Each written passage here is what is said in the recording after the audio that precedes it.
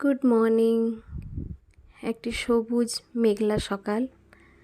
সবার খুব ভালো কাটুক আজকের দিনটি। আমিও চেষ্টা করব আমার জীবনে আজকের দিনটি অনেক ভালোভাবে কাটানোর। আমি অবশ্য চেষ্টা করি প্রত্যেকটি দিনকে জীবনের কিছু না কিছু কাজে লাগানোর। সকাল সকাল আমার কিছু প্রিয় জিনিসের আমি যত্ন নিলাম। আমার এই গাছগুলো খুব প্রিয়, আমি এদের একটু যত্ন করে নিলাম। এরপর চলে যাব আমার নিজের দিকে এবং আমার মেয়ে বাড়িতে এই মুহূর্তে আর কেউ নেই, মর্নিং সেশন ডিউটি চলছে।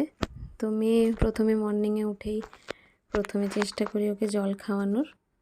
কোনো দিন খায়, কোনো দিন আবার নাও খেতে পারে। তো আজ খেয়ে নিল জলটি। এরপর মা মেয়ের জল খাবারের দিকে চলে যাব। জল খাবার মেয়ে সেরেলাক খাবে। আমার মেয়ের বয়স 1.5 বছর, ওইভাবে সকালে কিছু খেতে পছন্দ করে না। আর আমিও একা আছি এই মুহূর্তে, আমি ছোলার শরবতই প্রেফার করছি নিজের জন্য, ওটাই খেয়ে নেব। এরপর যাব নিচে রান্নাঘরে দেখব যে মাসে কি কেটে গেছে। অ্যাকচুয়ালি আমার যে রান্নার যে হেল্পিং হ্যান্ড আছে ওকে বলা থাকে, ও রেডি করে দিয়ে যায় কি রান্না হবে।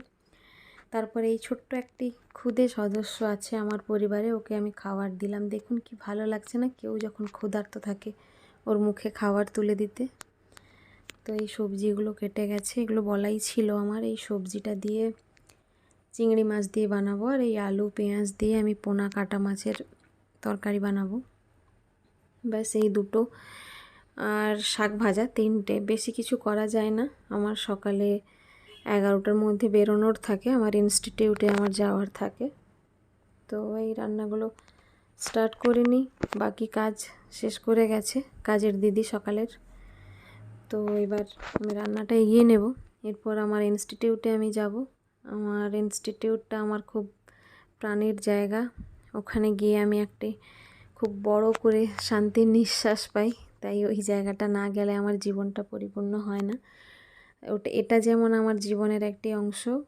আমার জীবনের অ্যাকচুয়ালি 3টি অংশ। একটিতে আমার মা বাবা বোন থাকে, একটি আমার এই পরিবার, আর একটি হচ্ছে আমার ইনস্টিটিউট।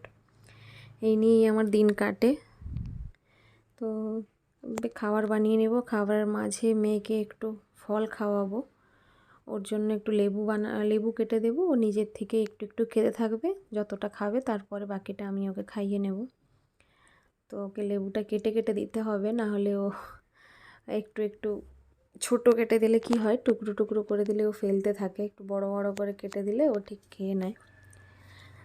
তো অ্যাকচুয়ালি বেবিদের ভিটামিন সিটা রোজই কোনো না কোনো দিক থেকে ওদেরকে দেওয়া উচিত। ওদের বডিতে ভিটামিন সিটা ইমিউনিটি পাওয়ারটা বুস্টার করে। আপনাদের বাড়িতে যাদের বেবি রয়েছে আপনারাও চেষ্টা করবেন কিছু না কিছু দেওয়ার। এবার বৃষ্টি চলে আসলো, মেঘলা আকাশ ছিল, বৃষ্টি চলে আসলো। বৃষ্টি তো বেশ ভালোই লাগে, কিন্তু কোথাও বেরোনোর থাকলে সেই সময় মনে হয় এই সময় না হয়ে বাকি বিশ্রামের সময় বৃষ্টিটা হলে ভালো হতো। যাই হোক, প্রকৃতি তো মানুষের কথাই চলে না। বৃষ্টি চলে এলো, এবার আমি বেরোবো। আমার হাজব্যান্ড আমাকে ড্রপ করে দেবে, ও স্কুল থেকে চলে এসছে। তো যাওয়া যাক। অফিস থেকে ফিরে এলাম 3টে নাগাদ। আমার মেয়ের জন্য ডাল ডিম সিদ্ধ আমি ওকে খাইয়ে নিলাম। এবার একটু চা খাবো আমরা। চা খাওয়ার পর বৃষ্টি হচ্ছে তাই তেলে ভাজার ইচ্ছে হলো, তেলে ভাজা মুড়ি একটু খেয়ে নেওয়া হলো বিকেল করে। তারপরে একটু মেয়ের সঙ্গে ভালোভাবে সময় কাটালাম। ও বিকেলে একটু মাঠে পাঠাই প্রকৃতির সঙ্গে, যাতে একটু সময় কাটাতে পারে। তো বৃষ্টি হচ্ছে তাই বাড়িতেই সময় কাটাচ্ছে ও। ওর সাথে একটু খেলা করলাম।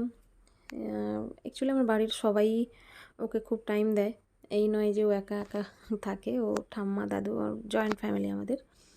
তো এরপর মেয়েকে একটু খেলাধুলা করার পর ওকে ডিনারের জন্য আমি দুধ রুটি প্রেফার করি। ও 6 মাস বয়স থেকেই দুধ রুটিটা খায়। তো দুধ রুটি ওর জন্য বানিয়ে নিয়েছি, ওকে খাওয়ালাম। এরপর আমরা আসার সময় বিরিয়ানি নিয়ে এসেছিলাম অফিস থেকে ফেরার পথে, ডিনারটা বিরিয়ানিতেই করে নিলাম। তো আজকের দিনটা আমার মনে হলো আমার সাকসেস গেল। আমি সব দিকেই কাজে লাগাতে পারলাম, নিজের জন্য, ফ্যামিলি এবং ইনস্টিটিউট সব কিছু। গুড নাইট, বাই বাই, ভালো থাকবেন সবাই।